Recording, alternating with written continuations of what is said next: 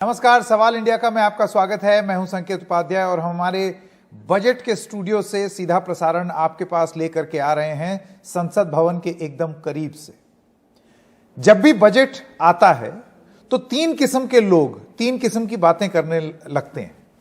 एक जिनको बजट में कुछ भी अच्छा नहीं दिखता, एक जिनको बजट में सब कुछ अच्छा दिखता है, और एक जो कि ये कहते हैं ये बजट जैसा था पहले वैसे ही बजट चला आ रहा है, इसमें कोई भी कुछ भी नई चीज नहीं है, जो सुविधाएं पहले थी वही सुविधाएं अभी भी चल रही हैं, यथास्थिति बरकरार। इसी खेमे में इस बार भी लोग बटे हुए हैं। तो इस बजट में क्या क्या मुख्य बिंदु थे जिसको लोग या तो आलोचना कर रहे हैं या उसकी सराहना कर रहे हैं या ये कह रहे हैं कि इसमें कुछ भी बदला नहीं है, आइए आपको वो बताते हैं एक एक करके। तो सबसे पहले हम बात करेंगे टैक्सेस की। वो ग्राफिक स्क्रीन पर दिखाते हैं। इनकम टैक्स में कोई बदलाव नहीं हुआ है। क्रिप्टो करेंसी समेत वर्चुअल डिजिटल एसेट पर 30% टैक्स लगेगा, यह जानकारी है। डिजिटल एसेट ट्रांसफर पर 1% टीडीएस लगेगा। हर तरह के लॉन्ग टर्म कैपिटल गेन्स पर अधिकतम 15% टैक्स। नए स्टार्टअप्स को टैक्स छूट 1 साल और बढ़ी है। एनपीएस में यानी कि जो पेंशन स्कीम है उसमें राज्यों के कर्मचारियों के 14% योगदान पर छूट है और सहकारी समितियों का टैक्स 18 से 15% हुआ है। तो ये तो हो गई टैक्स की बात। आइए अब बात करते हैं वित्त मंत्री के वादे क्या क्या हैं। तो उनके वादों में जो शामिल है वो ये है कि ये बजट अगले 25 साल का ब्लूप्रिंट है। मेक इन इंडिया के तहत 60 लाख नई नौकरियां होंगी। 30 लाख अतिरिक्त नौकरी देने की क्षमता है। घरेलू उद्योगों की मजबूती पर जोर है। एमएसएमई को 2 लाख करोड़ रुपए की अतिरिक्त मदद होगी। नारी शक्ति के लिए 3 योजनाएं होंगी और मिशन शक्ति, मिशन वात्सल्य और सक्षम आंगनबाड़ी, इस पर जोर दिया जाएगा।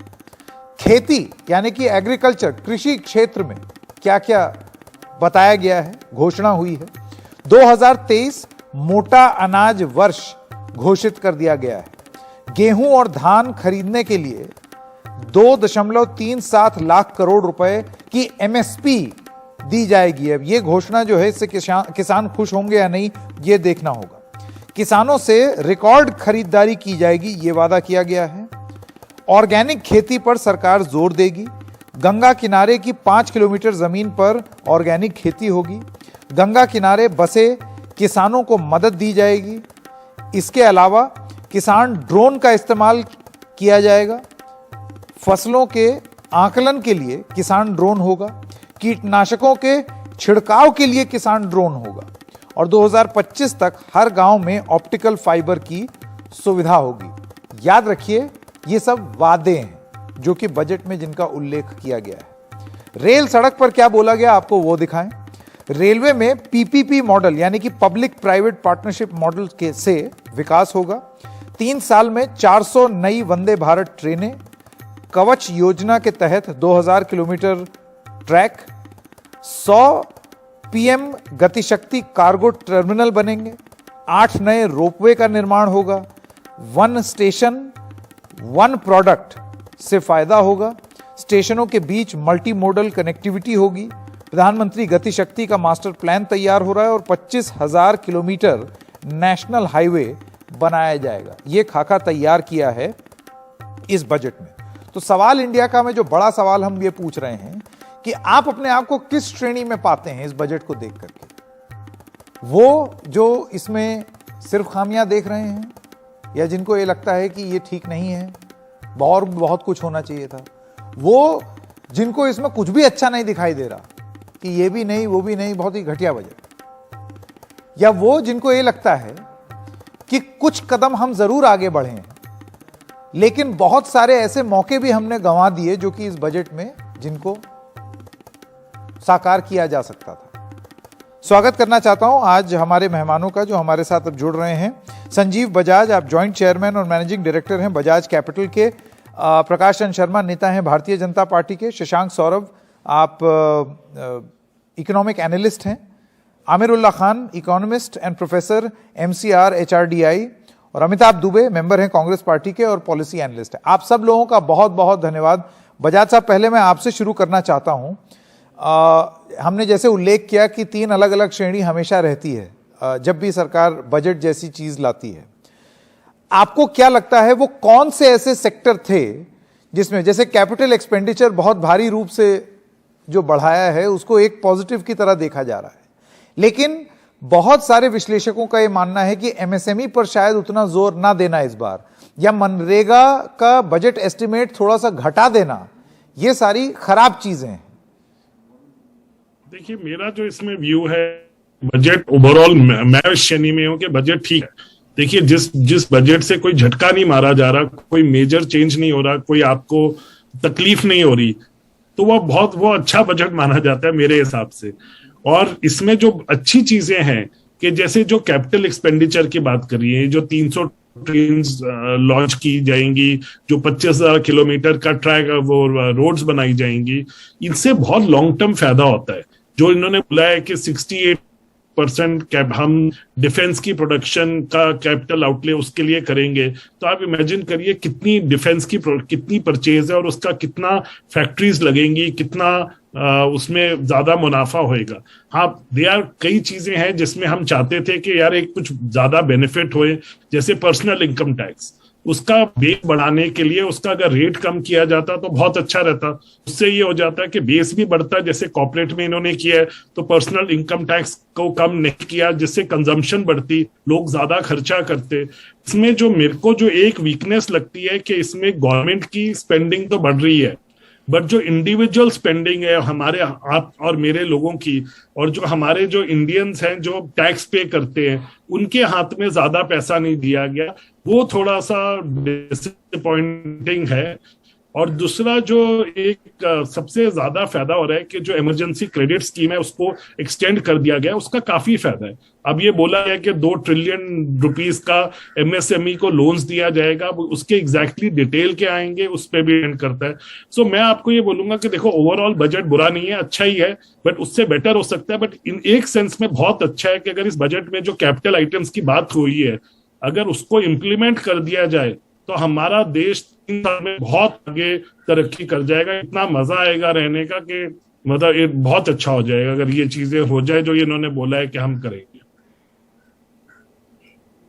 तो ये जो मजा आ जाने वाली बात जो अभी संजीव बजाज जी कर रहे थे, अमिताभ दुबे, वो कैपिटल एक्सपेंडिचर को लेकर के है, यानी कि सरकार का खर्चा इंफ्रास्ट्रक्चर बनाने में, कैपिटल बनाने में, आप इसको किस तरीके से देखते हैं? क्योंकि देखिए, एक अनुमान ये है, एक आकलन ये है कि सरकार पैसा खर्च करेगी, सरकार इंफ्रास्ट्रक्चर में पैसा लगाएगी, पब्लिक प्राइवेट पार्टनरशिप से पैसा लगेगा, तो उससे जॉब्स जनरेट होंगी, उससे जो कोर सेक्टर है वो ग्रो करेगा और धीरे धीरे अर्थव्यवस्था का चक्का बहुत तेजी से घूमने लगेगा। देखिए संकेत, इसे इंफ्रास्ट्रक्चर बिल्ड करने में कोई बुरी बात नहीं है। हालांकि आजकल जिस प्रकार इंफ्रास्ट्रक्चर बनाया जाता है, रोड्स, रेल वगैरह, वो उतने लेबर इंटेंसिव नहीं है, काफी कैपिटल इंटेंसिव है। और अगर आप देखें, हमारे देश के सामने प्रमुख समस्या क्या है?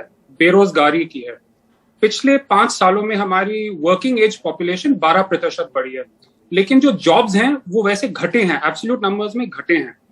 आपके सामने, मैं आपके दर्शकों के सामने एक आंकड़ा पेश करना चाहूंगा कि जो टॉप 20% श्रेणी है हमारे देश की, जैसे हम, आप और आपके दर्शक, उनकी आमदनी पिछले 5 साल में 39% बढ़ी है। जो सबसे कम गरीब 20% श्रेणी है, उसकी 50% से ज्यादा घटी है। तो हमारे ये जो बजट है और ये सरकार है, ये टॉप 20% के लिए तो बहुत नीतियां लाए हैं, लेकिन अगर आप मनरेगा को देखें, उसमें कटौती हुई है। आप स्वास्थ्य में देखें, ज्यादा कुछ बढ़ोतरी नहीं हुई है। फूड सब्सिडीज को देखें, कटौती हुई है।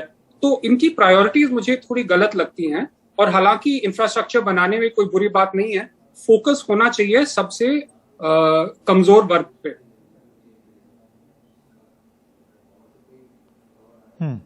बिल्कुल, कमजोर वर्ग पर फोकस होना चाहिए।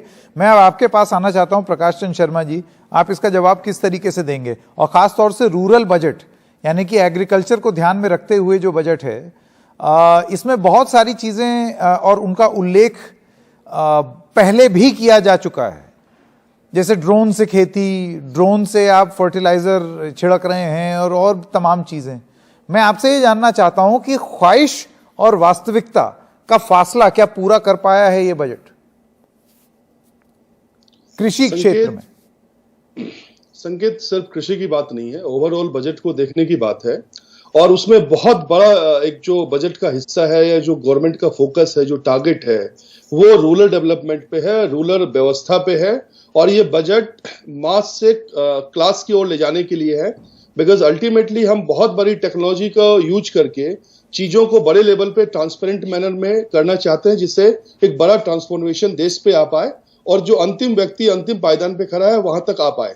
तो यह कहना बिल्कुल गलत होगा, ये परसेप्टिव होगा। जो हमारे मित्र अभी कह रहे थे कि रूरल एरिया का ध्यान नहीं दिया गया है, किसानों पे ध्यान नहीं दिया गया है, अब हेड चेंज हो जाते हैं। ये मनरेगा की बात करें, ओवरऑल बात करें, एम्प्लॉयमेंट की जो बात कर रहे हैं, अल्टीमेटली ये जो इंफ्रास्ट्रक्चर डेवलपमेंट होगा, ये चीजें डेवलप होंगी। बिकॉज ये डेफिसिट पूरा होगा तो कहीं ना कहीं डायरेक्ट एम्प्लॉयमेंट और इनडायरेक्ट एम्प्लॉयमेंट, डायरेक्ट एम्प्लॉयमेंट के लिए कहा गया है कि 60 लाख एम्प्लॉयमेंट कम से कम हम जनरेट करने जा रहे हैं। इनडायरेक्ट एम्प्लॉयमेंट वो बहुत बड़ी संख्या में है, आत्मनिर्भर बनाने की ओर है, तो दैट इज देयर। और ये बहुत बड़ा फ्यूचरिस्टिक बजट है, बिकॉज ट्रांसपेरेंसी लानी बहुत जरूरी है, डेटा कैप्चर करना बहुत जरूरी है। और उस डेटा से जो गवर्नमेंट का फोकस रहा है कि चीजों को हम सेंट्रलाइज करें, तो जिसमें बिल्कुल कंसर्न है कि government for all and all for government, तो हम एक सेंट्रलाइज सिस्टम से अगर हम जुड़ते हैं। मैं प्रकाश जी, अगर आप मुझे इजाजत दें तो मैं कुछ आंकड़े आपके सामने रखना चाहता हूं, जो कि प्रमुख मदों का व्यय यानी कि एक्सपेंडिचर ऑफ मेजर आइटम्स, इस बार बजट में किस चीज में क्या क्या अमाउंट डाला गया है।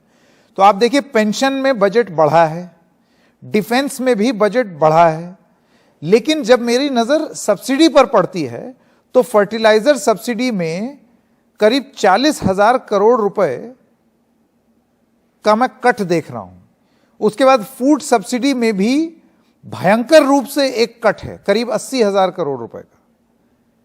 यह कट जो है, यह पेट्रोलियम की सब्सिडी में भी देखा जा रहा है, करीब 1,000 करोड़ रुपए का। इसके बाद अगर आप हेल्थ का बजट देखें, उसके आउटले में, तो कोई बहुत ज्यादा अभूतपूर्व वृद्धि हम नहीं देख रहे हैं पिछले साल के मुकाबले। जबकि हेल्थ और एजुकेशन दो एक ऐसे सेक्टर है जिसमें आदमी यह अनुमान लगा रहा था कि ज्यादा जोर दिया जाएगा। तो ऐसे में जब आप लोगों को जो सहारा दे रहे थे सब्सिडी के माध्यम से, उसमें इतनी कस के कटौती, और दूसरी तरफ हेल्थ में आपने उस तरीके से नहीं बढ़ाया, इसको आप किस तरीके से जवाब देंगे? एजुकेशन में बढ़ा है, ये मैं मानता हूं, संकेत 1 लाख पार हो गया है। संकेत प्रत्यक्षम किम प्रमाणम, जो हमारे सब सामने है। पिछले साल जो हमने वैक्सीनेशन ड्राइव चलाई है और लोगों को मास लेवल पे इतनी बड़ी जनसंख्या को हमने वैक्सीनेटेड किया है, सिक्योर किया है, ये पैसा कहां से आया, ये चीजें कहां से हुई? देखिए, देखने का नजरिया हमें ब्रॉडर एस्पेक्ट पे देखना पड़ेगा। शर्मा जी, एक सेकंड, ये तो एक बात हो गई ना। बात हेल्थ पर खर्चा ज्यादा बढ़ाने की है। आज भी हम लोग अपने जीडीपी के अनुपात में 3% भी नहीं है हेल्थ को लेकर के। जितने हेल्थ सेक्टर के लोगों से हमने बात की, उन सब ने ये निराशा जाहिर की। संकेत, मैं कि जितना कर सकते थे इस मौके को इस्तेमाल करके, वो हमने किया नहीं। बिल्कुल किया है, बिकॉज हमने चीजों को ट्रांसपेरेंट किया है, हमने चीजों को सेंट्रलाइज किया है। देखिए, बीच में जो लीकेज था पूरे सिस्टम में, जो हम पहुंचाते थे सिस्टम में, हमें यह पता था कि बीच में मीडियोकर सिस्टम में या डेटा नहीं होने की वजह से बहुत सारी चीजें वेस्ट होती थी। ये वेस्टेज हमने ट्रांसपेरेंसी के माध्यम से, और ट्रांसपेरेंसी आई है टेक्नोलॉजी से। अब इतना बड़ा ड्राइव हमने कम समय में पूरा किया है, तो इसमें टेक्नोलॉजी से ट्रांसपेरेंसी आई है, कहीं गलत नहीं गया है, और लीकेज बहुत कम हुई है। So that is the reason कि गवर्नमेंट ने उन चीजों को अपने हिसाब से करेक्ट किया है। Ultimately government is responsible for each and every citizen. तो उस कंसर्न में जो भी ड्राइव है, जैसे शिक्षा के बारे में बात हुई, हम उनको टेक्नोलॉजी के माध्यम से शिक्षा देने जा रहे हैं। और सबसे बड़ी बात कि अपने कल्चर को बचा के, अपनी भाषा को आमिरुल्लाह खान साहब, मैं आपके पास आना चाहता हूं। ठीक है आमिरुल्लाह खान, आप किस तरीके से देखते हैं? देखिए, जो की पैरामीटर्स हैं जिसपे ये माना जाता है कि ये लोगों को नौकरी देने पर थोड़ा सा स्ट्रेस वाला बजट है, या नौकरी रोजगार बढ़ाने वाला बजट है, इन सब चीजों पे। और अगर की सेक्टर्स को देखा जाए, जैसे कि 2 सेक्टर्स जिनकी हम बात कर रहे हैं, हेल्थ और एजुकेशन, जहां एजुकेशन में बजट 1 लाख करोड़ पार हुआ है, वहीं पर हेल्थ में उस तरीके से नहीं बढ़ा जैसे कि पैंडेमिक के टाइम पर हम उम्मीद जताते थे या सेक्टर के लोग जता रहे हैं। हाँ, आपके लिए हिट और मिस क्या है इस बजट में? जी हाँ साकेत, जब फाइनेंस मिनिस्टर ने कहा कि ये ओमाइक्रॉन का दौर है और यहाँ पे हमको हेल्थ पे तवज्जो देनी चाहिए, तब ये ऐसे लगने लगा और बड़े खुश हुए हम सब कि हेल्थ पे अब जोर देंगी फाइनेंस मिनिस्टर और इसको बढ़ाएंगी। लेकिन अब देखिए ये 2 साल से हो रहा है। पिछले साल भी हम बहुत ही बुरे दौर से गुजरे, हम ऐसे पैंडेमिक से गुजरे जो शायद हमने कभी देखा ही नहीं कई 100 साल से। और उसमें पिछले साल एक्चुअली हालांकि कहा यही गया था कि हम हेल्थ को सेंटर पीस बनाएंगे, लेकिन हेल्थ के बजट में जब हमने 2-3 दिन के बाद देखा नंबर्स, तो नंबर कम हो गए थे। तो हमको ये अंदाजा था कि शायद इस साल बढ़ जाएंगे क्योंकि टैक्स रेवेन्यू गवर्नमेंट कह रही कि बढ़ गई है और हमारे पास ज्यादा स्पेस है प्ले करने के लिए। लेकिन अजीब बात यह है कि इस साल भी हेल्थ का बजट वहीं का वहीं, तो एक्चुअली हेल्थ के बजट में कमी हुई है। ये बात समझ ही में नहीं आ रही। उसके साथ साथ फाइनेंस मिनिस्टर ने स्पीच में ये कहा कि हमने बहुत तरक्की कर ली है हेल्थ इंफ्रास्ट्रक्चर में। पिछले साल भर 2 साल से हम हेल्थ इंफ्रास्ट्रक्चर में हमने क्या तरक्की की? वहीं के वहीं है। हॉस्पिटल बेड्स उतने ही हैं, वेंटिलेटर्स उतनी ही हैं, आईसीयूज उतनी ही हैं। अगर गॉड फॉरबिड चौथा वेव आता है तो हम फिर उतने ही वल्नरेबल होंगे जितने पहले होंगे। तो हेल्थ में ये बात हरगिज समझ में नहीं आई कि हम कैसे अपने आप को शाबाशी दे रहे हैं और ये कह के आपके हिसाब से कितना होना चाहिए था? हमारे हिसाब से 3 गुना होना चाहिए। आपके हिसाब से देखिए अभी करीब 85,000 करोड़ के आसपास है, लेकिन ये इतना ही रिवाइज्ड एस्टिमेट थे पिछले साल के। जी बिल्कुल। तो आप देखिए पिछले साल के रिवाइज्ड एस्टिमेट से 3,000 करोड़ कम हो गया था। इस साल के रिवाइज्ड एस्टिमेट्स पे ही रखा हुआ है। हालांकि 2 साल ऐसे गुजरे हैं जहां पे हेल्थ पे हमको हर तरह से प्रॉब्लम हुआ।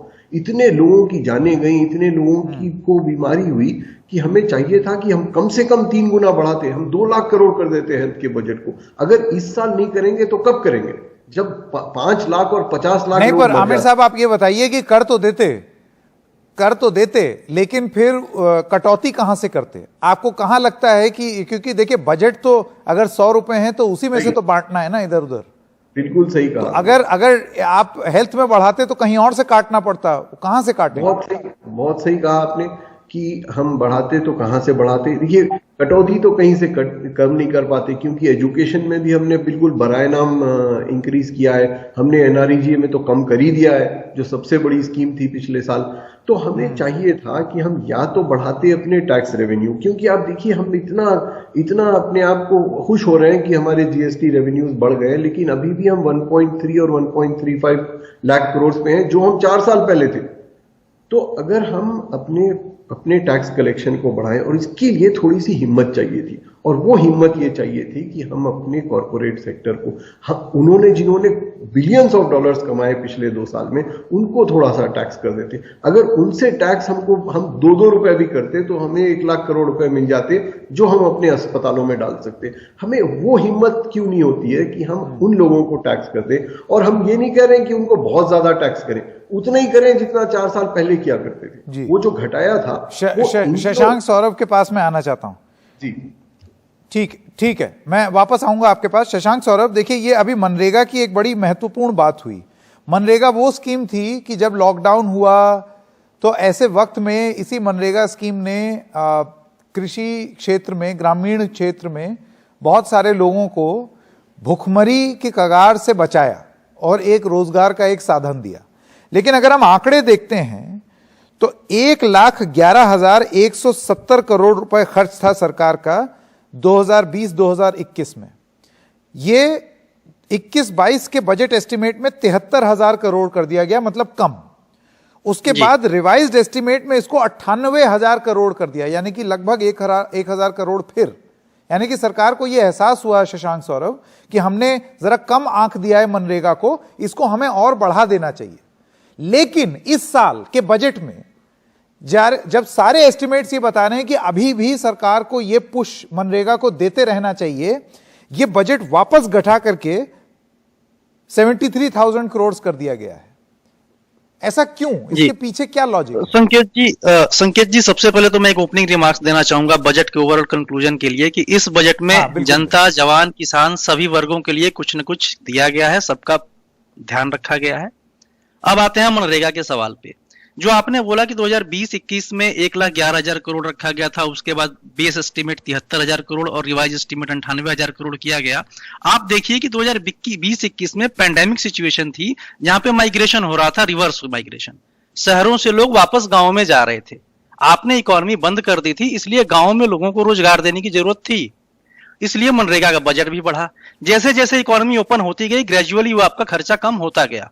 अगर आप 2022 बजट की बात करेंगे तो 73,000 करोड़ का बेस एस्टीमेट 2021 में भी था, उतना ही बेस एस्टीमेट इस साल भी रखा गया है। तो अगर हम बेस एस्टीमेट से तुलना करें तो मनरेगा के बजट में कोई कटौती नहीं हुई। नहीं, बेस एस्टीमेट तो वो भले ही है, लेकिन आप ये देखिए, जब आपने देख लिया कि उसकी जरूरत पड़ रही है, 98,000 करोड़ आपको रिवाइज करके करना पड़ा है पिछले ही साल, तो इस बार और जितने एक्सपर्ट हैं सबका यही कहना है कि ये लगातार ये सरकार को सहारा देते रहना पड़ेगा। हाँ, अब आते यहां तक हैं बात हो रही है कि 98,000 अर्बन सेंटर्स में भी एक मनरेगा लाने की बात। 98,000 करोड़ जो आपका रिवाइज एस्टीमेट था, उसमें ओमिक्रॉन का भी इंपैक्ट है, ताकि ओमिक्रॉन आने से फिर से कुछ कहीं कहीं पे हमारी माइग्रेशन वाला सिचुएशन आया कि वापस से लोग शहरों में आने से डरने लगे, बहुत सारी आबादी अभी भी गांव में है। तो उसको कंसीडर करते हुए ये एक्चुअल एक्सपेंडिचर जो मैं रियलिस्टिक बोलूं 98,000 करोड़ था। लेकिन हम क्या एक्सपेक्ट कर रहे हैं कि क्या यही स्थिति आगे भी चलेगी कोरोना की? अगर ये स्थिति आगे भी चलेगी तो नेचुरली सरकार को 73,000 करोड़ से रिवाइज एस्टीमेट जब आगे आएगा तो खर्चे बढ़ाने पड़ेंगे। लेकिन हम ऑप्टिमिस्टिक अगर हैं कि ये 73,000 करोड़ पे सारा काम मनरेगा में जो हमने बजट आउटले फोरकास्ट किया है उसमें हो जाएगा, तो ये बिल्कुल जस्टिफाइड है। अब जरा आपसे, ये तो मनरेगा की बात हो गई। अभी जैसे अब आप सुन रहे थे, और भी जितने विश्लेषक हैं उन सब का ये कहना है कि बहुत सारे ऐसे सेक्टर थे जहां पर अपॉर्चुनिटी लॉस्ट हो गई, यानी कि बहुत सारी चीजें थीं जो की जा सकती थीं इस बजट में और वो नहीं हुई। राजनीतिक रूप से सवाल उठाए जा रहे हैं मिडिल क्लास के लिए और एमएसएमई सेक्टर के लिए कि ये लोग तो अछूते ही रह गए। एमएसएमई सेक्टर के लिए देखिए, कोरोना की जो क्राइसिस थी, मैंने पहले भी आपके चैनल पे बोला था, आज भी वही बोलूंगा कि कैश फ्लो की क्राइसिस है प्राइमरली। अगर एमएसएमई सेक्टर के लिए 2 लाख करोड़ का क्रेडिट गारंटी आज फाइनेंस मिनिस्टर ने अनाउंस किया, तो और एक्स्ट्रा क्या चाहिए आपको? आप किसी के जेब में सीधे पैसे नहीं दे सकती सरकार, ये सबको समझना पड़ेगा। आप किसी को फाइनेंशियल असिस्टेंस दे सकते हैं, कंप्लायंस असिस्टेंस दे सकते हैं, समय समय पर भारत की सरकार ने वो किया है। आज के बजट में भी एमएसएमई सेक्टर के लिए स्पेसिफिकली क्रेडिट गारंटी स्कीम में 2 लाख करोड़ का सेपरेट एलोकेशन हुआ है। जो सबसे ज्यादा इंपैक्टेड सेक्टर था आपका हॉस्पिटैलिटी सेक्टर, उसके लिए फर्दर 50,000 करोड़ की क्रेडिट असिस्टेंस एक्सटेंड की गई है। जो आपके इमर्जिंग सेक्टर्स हैं, चाहे आप मान लीजिए कि ग्रीन एनर्जी हो, इलेक्ट्रिक व्हीकल वाला हो गया या ड्रोन सेक्टर हो, वहां सेपरेट एलोकेशंस किए गए हैं। आप क्या चाह रहे हैं कि किसी के, आप बिजनेसमैन के जेब में सरकार पैसा नहीं डालने वाली। आप ये एक्सपेक्टेशन अगर कोई सेट कर रहा है तो बिल्कुल अनरियलिस्टिक है। आप सरकार आपको फाइनेंशियल असिस्टेंस देगी। पर सौरभ जी, आप मुझे ये बताइए कि फिर यही लॉजिक तो कॉर्पोरेट टैक्स पर भी लागू होता है। भाई, तो सरकार ने कॉर्पोरेट टैक्स कम किया ये बोल करके कि विश्व में हमारा सबसे ज्यादा था तो हमने कम कर दिया, लेकिन आलोचना ये होती है कि वो कोई भी कॉर्पोरेट टैक्स से जो लाभ है, मैं बजाज जी आपके पास आना चाहता हूं। देखिए, जो आलोचक हैं उनका ये कहना है कि कॉर्पोरेट टैक्स कम तो जरूर किया आपने, एक लेवल पर ले आए विश्व से, लेकिन उम्मीद ये थी सरकार को कि इसको कम करने से इसका जो फायदा होगा वो आगे कंपनियां पास करेंगी। वो उन्होंने नहीं किया, उन्होंने अपनी बैलेंस शीट सुधार ली। अब जाहिर सी बात है, ऐसी एक उम्मीद लोग भी लगा बैठे कि हमारा भी टैक्स कम हो जाएगा। नहीं, तो लोगों से क्या, मैं क्या बोलता हूँ, देखिए मैं आपका आंकड़ों से संजीव बजाज जी का जवाब, शशांक जी रुकिए, संजीव बजाज जी का जवाब है। हाँ। अगर हम आंकड़ों से ही आंसर देते हैं, कॉर्पोरेट टैक्स और जो डायरेक्ट टैक्स है 47% पिछले साल से बढ़ा है, तो आप बोलोगे यार 47% इंक्रीज इन कलेक्शन हुई है डिस्पाइट रेट कम होने के। तो जब रेट कम करते हो तो कंप्लायंस ज्यादा बढ़ती है, एज सुन एज कंप्लायंस बढ़ती है आपका टैक्स कलेक्शन ज्यादा बढ़ती है। बाहर की फॉरेन कंपनीज इंडिया में आके मैन्युफैक्चरिंग शुरू कर रही है, उससे ज्यादा। आप बोलोगे चलो पिछले साल तो कोरोना का ईयर था, अगर आप 2021 को भी बेस लेते हैं, उधर से भी 17% हमारी टैक्स कलेक्शन बढ़ गई है despite economy not growing. Because economy पिछले साल डी ग्रो किया 8%, इस साल 8% ग्रो किया। अब उसको 6% भी बोलते हो तो 2% इंक्रीज है इकोनॉमी में, बट टैक्स में 16.5% इंक्रीज है। तो इसमें जो मेरा व्यू था कि देखिए, जो इसमें एक चीज वीकनेस है बजट में कि ये जितने इन्होंने बेनिफिट्स दिए लॉन्ग टर्म बेनिफिट्स हैं, उससे आज की डेट में जो 5 करोड़ लोगों को पॉवर्टी लाइन से नीचे चले गए उनको बेनिफिट नहीं हो रहा। उनको बेनिफिट करने के लिए तुरंत फायदा ना होकर के इनको हमारा जो पर्सनल इनकम टैक्स को कम करना चाहिए था। उससे ये होता कि लोगों, आप और मैं ज्यादा खर्चा करते, हम ज्यादा चीजें खरीदते, उससे ज्यादा प्रोडक्शन होती है और एकदम इमीडिएट इकोनॉमी में बेनिफिट आ जाता है, जो चल पड़ता ज्यादा अर्थव्यवस्था का। हाँ, वो उससे ज्यादा बेनिफिट आता और जल्दी आता। तो ये इन्होंने नहीं की, जिससे जो गरीबों को नुकसान हो रहा है। और जो आप लगा लीजिए, अगर प्रोडक्शन इंडिया में होएगा, मैन्युफैक्चरिंग इंडिया में होएगा, तो इवेंचुअली लोगों को जॉब्स मिलेंगी। तो ये एक बड़ा उल्टा है कि जितना टैक्स आप कम करोगे उतनी कलेक्शन आपकी इंप्रूव होगी। बिल्कुल बिल्कुल। जल्दी से अमिताभ दुबे, एक ब्रेक लेने से पहले, आपने ये सारी बातें सुनी मनरेगा के संदर्भ में, लोगों के टैक्स के संदर्भ में, आपकी क्या राय है? आखिरी कॉमेंट। देखिए, इस बात के बारे में सोचिए कि हमारे देश की अर्थव्यवस्था की इतनी बुरी हालत है, लोगों की आमदनी घटी चली जा रही है, लेकिन सरकार के टैक्स बढ़े जा रहे हैं, चाहे पेट्रोल डीजल के टैक्स हो, चाहे जीएसटी के, चाहे कॉर्पोरेट टैक्स के। तो जिस श्रेणी को बेनिफिट मिल रहा है, उससे तो सरकार के टैक्स रिटर्न तो रेवेन्यू तो बहुत बढ़ रहे हैं, लेकिन पूरे देश की दुर्दशा के बारे में जरा सोचिए। अब अगर हम मेक इन इंडिया के बारे में कह रहे थे, पिछले 5-6 साल से मेक इन इंडिया के बारे में सरकार लगातार चर्चा कर रही है, लेकिन जितनी सरकार चर्चा करती है उतना मैन्युफैक्चरिंग हमारी इकोनॉमी में घटता गया है। आज देखें तो 15 साल में इतना कम हुआ नहीं है। अगर जीडीपी का देखें तो 13% पहुंच गया है। तो उत्तम श्रेणी के जो स्टार्टअप्स हैं, यूनिकॉर्न्स हैं, उनके तो अच्छे दिन आ गए, लेकिन जो एमएसएमईज हैं वो उनकी तो बहुत बुरी हालत है। तो ये एक और उदाहरण है कि सरकार की जो नीतियां हैं वो किसको फायदा दिला रही हैं और किसको हानि कर। जी, आप सब लोगों का बहुत बहुत धन्यवाद हमारे साथ इस चर्चा में शामिल होने के लिए। सवाल इंडिया का में वक्त है एक छोटे से ब्रेक का। ब्रेक के बाद जब आएंगे तो हम बात करेंगे हमारे ही एक वरिष्ठ सहयोगी जो कि बजट को बहुत बारीकी से और पैनी नजर से देखते हैं, उनको हम प्यार से प्रोफेसर साहब भी बुलाते हैं। अभी थोड़ी देर में यहां पर आएंगे हिमांशु शेखर मिश्रा और उनसे हम उनका विश्लेषण जानेंगे इस बजट के बारे में। बने रहिए हमारे साथ।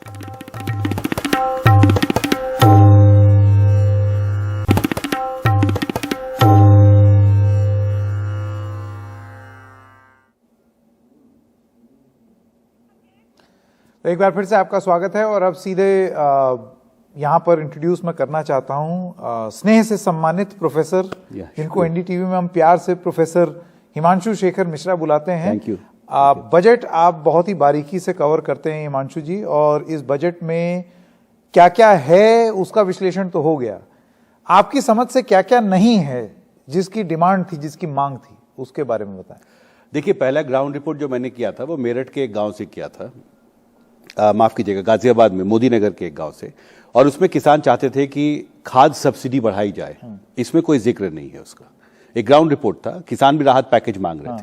देखिए, कृषि जो है वो अब अनवायबल हो रहा है, लागत बढ़ता जा रहा है, कमाई घटती जा रही है, एमएसपी रेट पर कीमत मिलती नहीं है।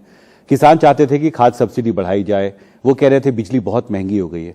एक किसान ने यहां तक कहा कि महंगाई इतनी ज्यादा हो गई है कि घरवाली से हर दिन झगड़ा होता है घर में अब, क्योंकि किचन बजट जो है किचन का वो गड़बड़ा गया है। हिमांशु जी, जो मैं अभी देख रहा हूं इसमें फर्टिलाइजर सब्सिडी जो है वो इस बार के एस्टिमेट में, बजट एस्टिमेट्स में वो 1,40,122 था पिछले बार के रिवाइज्ड एस्टिमेट में। इस बार वो 1,05,222 है, यानी कि कम हुआ है।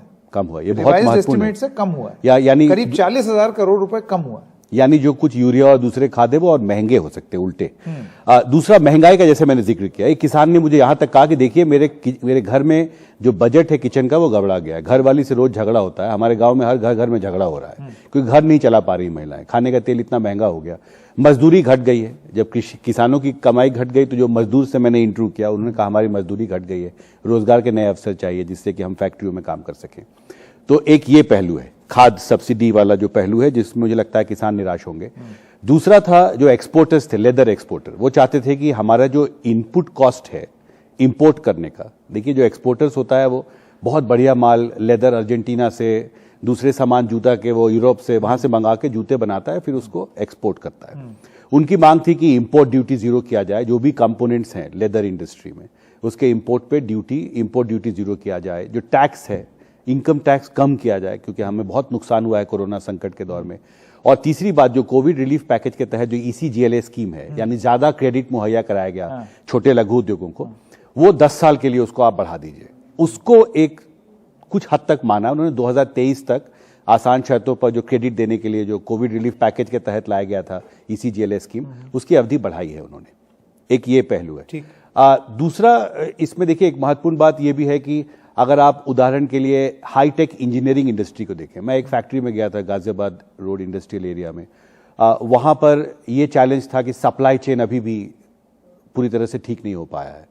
अभी भी क्रेडिट बैंकों से नहीं मिल रहा है। देखिए ECGLA स्कीम के तहत आप फैसिलिटेट करते हैं कि बैंक ज्यादा लोन करें, नहीं उसको फौरी राहत दिया गया है, लेकिन वो और ज्यादा चाहते थे। देखिए बहुत सारे छोटे लघु उद्योग हैं जो अभी तक पूरा फायदा कोविड रिलीफ पैकेज का नहीं ले पाए क्योंकि बहुत फैक्ट्री ही शुरू नहीं कर पाए क्योंकि वित्तीय संकट बहुत बड़ा था। अब जब अर्थव्यवस्था धीरे धीरे पटरी पर आ रही है, कोरोना के शैडो से बाहर आ रही है, तो वो चाहते हैं कि अब उन्हें ज्यादा कैपिटल चाहिए, ज्यादा क्रेडिट चाहिए, जिससे एक चीज और जिसका आप उल्लेख कर रहे थे वो था अनब्लेंडेड पेट्रोल पर जो 2 रुपए दाम, उसके बारे में बताएं। ये बहुत महत्वपूर्ण है। देखिए आज वित्त मंत्री ने आखिरी में अपने बजट भाषण में ये कहा है कि 1 अक्टूबर 2022 के बाद भारत में जो भी अनब्लेंडेड पेट्रोल, यानी वो पेट्रोल जिसमें एथेनॉल का मिश्रण नहीं किया गया है, वो उस पर 2 रुपए प्रति लीटर की एडिशनल एक्साइज ड्यूटी लगाई जाएगी। ये ड्यूटी किस पर लगेगी? तेल रिफाइनरी कंपनियों पर। क्योंकि भारत में मार्केट डिटरमिन रेट है पेट्रोल डीजल का, तो अगर तेल कंपनियों का खर्च बढ़ता है, जैसे एक अधिकारी मुझे अभी बता रहे थे, सेक्रेटरी जनरल PhD CCI के, कि भारत में 8% यानी सिर्फ 8% जो है एथेनॉल की ब्लेंडिंग होती है पेट्रोल से, यानी 92% पेट्रोल का जो प्रोडक्शन है वो अनब्लेंडेड है, तो उस पर 2 रुपए एडिशनल एक्साइज ड्यूटी लगेगा। इसका महत्वपूर्ण बात यह है कि कंपनी जो है लोगों पर पास ऑन कर देंगे। ये आशंका रहती है क्योंकि मार्केट डिटरमिन्ड प्राइसिंग होती है, यानी कि तेल महंगा हो सकता है। तेल महंगा, लेकिन उसका दूसरा बहुत महत्वपूर्ण पहलू भी है कि कार्बन फुटप्रिंट घटता है। देखिए एथेनॉल की ब्लेंडिंग जितना ज्यादा बढ़ाएंगे, CO2 इमिशन उतना कम होगा।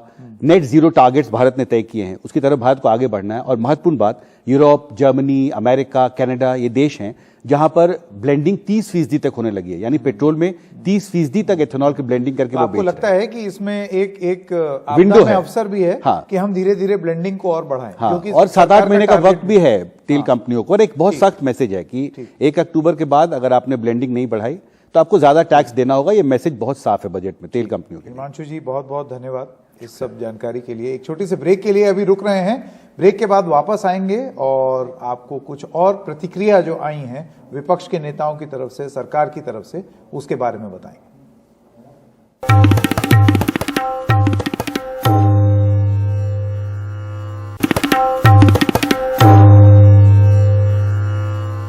और रेल बजट कैसा रहा, इस पर बात करने के लिए हमारे सहयोगी परिमल कुमार ने बात की MOS रेलवे से। आइए सुनते हैं।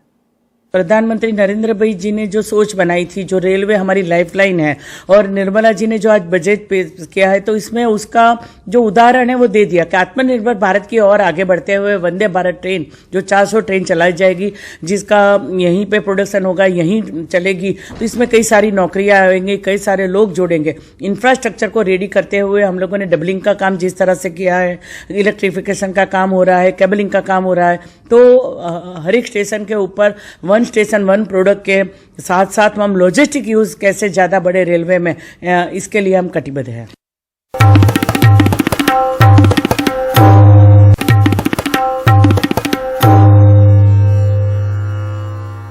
और इस बजट को लेकर के विपक्ष के मन में क्या है, इसको जानने के और टटोलने की कोशिश की हमारे सहयोगी राजीव रंजन ने। उन्होंने बात की विपक्ष की नेता प्रियंका चतुर्वेदी से। जब शुरू हुआ था बजट, उनमें बहुत महत्वपूर्ण बातें कही थी फिनेंस मिनिस्टर ने, तो मुझे पूरी उम्मीद जाग गई थी कि शायद सही दिशा और दशा में हमारा बजट जाने वाला है। पर जैसे ही उन्होंने विस्तार से अपने बातें रखी, उससे स्पष्ट हो गया कि ये ना आम आदमी का बजट है, ना युवाओं का बजट है, ना महिलाओं का बजट है, ना बुजुर्गों का बजट है, ना किसान का बजट है। तो ये तो जो महंगाई की मार से हम लोग सब ग्रस्त हैं, जो तो फिर किसकी बजट है ये? ये बजट पता नहीं जिन जिन लोगों के लिए सत्ता में आए हैं, जिनके लिए सर्विस कर रहे हैं, उन्हीं के लिए बजट है। आम आदमी राहत की सांस की उम्मीद कर रहा था, कुछ नहीं है। ना टैक्स में कुछ कमी हुई, ना उनकी सेविंग्स में कुछ बढ़ोतरी हुई। बहुत दुर्भाग्यपूर्ण है कि ये कॉर्पोरेट वाले का टैक्स तो घट गया, कोऑपरेटिव सोसाइटीज का कम हुआ है। क्यों हुआ है बहुत स्पष्ट है। अभी नया मंत्रालय बना है, किसके अंडर में बना है, तो उसी से स्पष्ट हो जाता चाहिए प्राथमिकता क्या है। दुख इस बात का भी होता है कि आप फिनटेक की बात कर रहे हैं और सिर्फ एक ही सिटी पे आप टारगेट कर रहे हैं, गुजरात की गिफ्ट सिटी पे। बाकी कोई और शहर नहीं है जहां फिनटेक हब्स बन रहे हैं। स्टार्टअप हब स्टेट महाराष्ट्र है, स्टार्टअप सिटी दिल्ली है, पर उनके लिए कुछ नहीं है।